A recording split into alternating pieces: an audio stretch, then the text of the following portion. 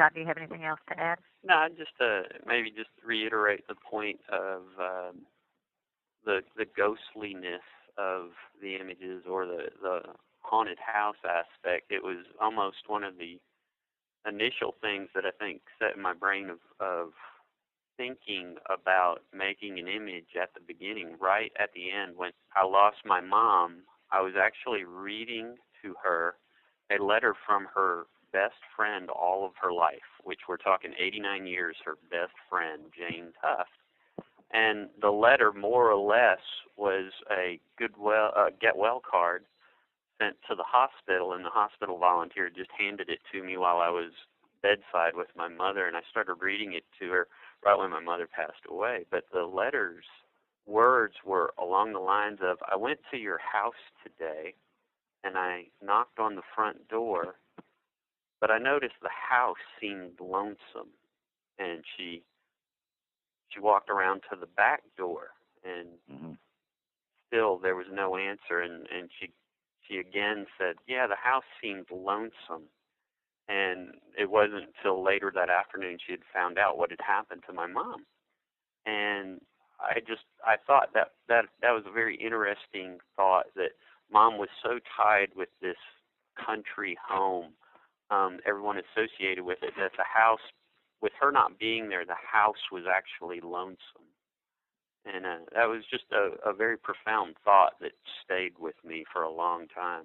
I would say, too, not to distort the fact, when I say ghostly, I would say it in an almost friendly sense.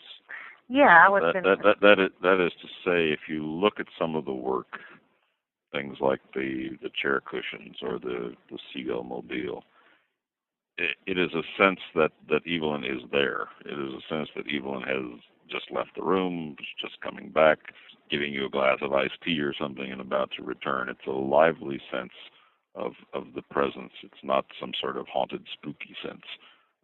Then that is, I think, what is so, if you will, affable about the work, at the same time it being memorable. It's an intimate, almost friendly space that is just elevated by this light somehow. That is what is, to me, quite remarkable. It was very comforting to return to the house many times and photograph it. It was good therapy. You did so up until 2004? Yeah, so we sold the house. Yeah. Yeah. So how many, was it, can I ask sort of how many trips did you make back to it in the course of doing that? I mean, it's been essentially for 3 years, every single weekend. Every weekend, tended the rose bushes, mowed the yard, all the duties that way. That was the drive to be there. I needed to be there to take care of the property. And, of course, I had my camera with me. You perpetuated the life of the house itself beyond that. Yeah, originally right. Dad did. It was a comforting thing for him. An old World War II guy didn't want to be taken care of by his children, didn't want to be a burden to his children. Right. A hardcore guy raised on the streets of Brooklyn. And he was the one that had the means to allow the house to stay as if Mom still lived in it. And so I took him up there as much as I could, about an 80-mile drive, which wasn't easy on him, but it was well worth it just to give him a sense of place. He could sit in his chair in his living room for, several hours or most of the part of a day, and while I took care of everything I needed to at the house, and it was good for him. Did you share the pictures with him? Did he see some of them? He was, of course, the encouraging dad, loved to watch me unfold the tripod and mount the camera, and with an engineering background that he had, he was more interested in watching me photograph the images rather than look at the images. And at the time, I was just recording on film and throwing the film in boxes. I did not get the film out and start working prints of them until months after he had passed away. Oh, really? Okay. Yeah. All right.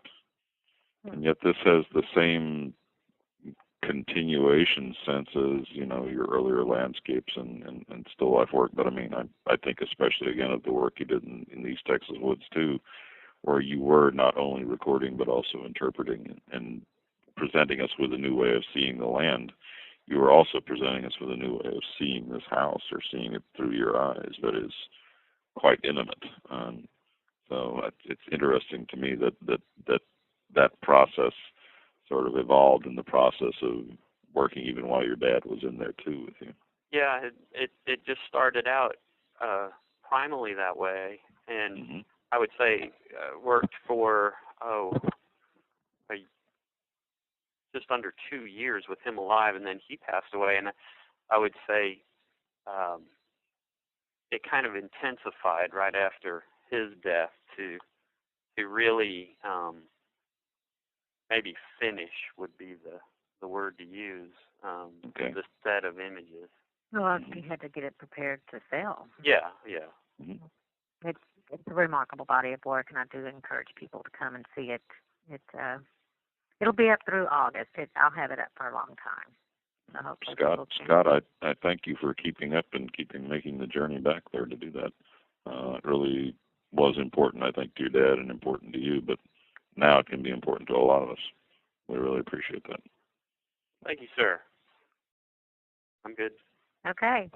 Well, I thank you for listening today, and do come by the gallery. It's at 207 North Center Street in Longview, Texas, and on the web at tccphotogallery.com. And we thank you, and y'all have a great day. Bye. Check's in the mail, Roy.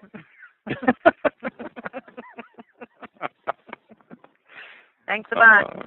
We appreciate you. Anything else? I'm good. We'll talk to you later. Okay, well, keep up the good work, man. All right, thanks. Same to you. Sometime. Okay. Talk to you later. Talk to you, Tam. Bye-bye. All right, good to talk to you. All right. See y'all later. Thanks so much.